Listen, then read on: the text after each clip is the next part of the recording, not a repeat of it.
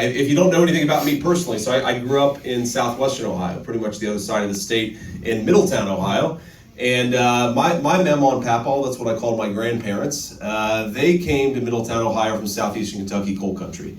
And what brought them to Middletown in the 40s and 50s was that Middletown was the land of opportunity. Think about what it meant to be able to support a family of 5 on a single steel worker's wage. Something for my mama and papa who grew up in the deep poverty of southeastern Kentucky coal country, that was a big deal. And that was a very important thing for them.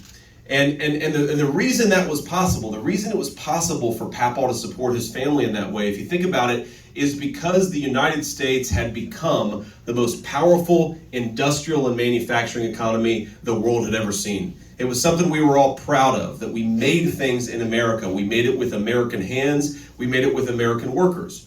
And then something crazy happened.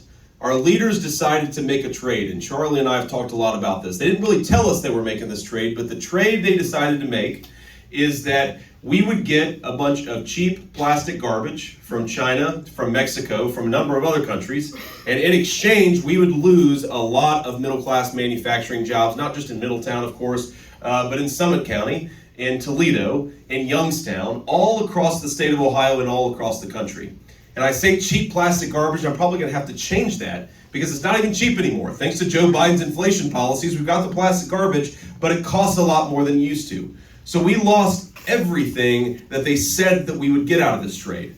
And what it really did to families like mine, to communities like mine, is that, look, when the jobs disappear, we all know what happens, right? You take a lot of people who were proud wage earners, who were supporting families. Now they're working not for anything, or maybe they're working a little bit, but they're on the government dole. And then families start to get stressed out. They start to fight. They start to break apart.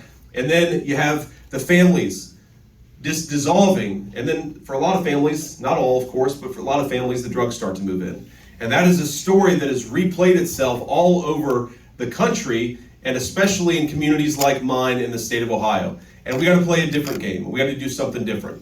Because the trade that the leadership of this country foisted on America and foisted on Ohio was not a good trade. It was not a good thing. And if you think about our leadership, when they screwed up in that way, when things happened in that way, maybe they thought, well, let's look around and ask ourselves, maybe it was a mistake to allow China to build its middle class off the backs of the American middle class.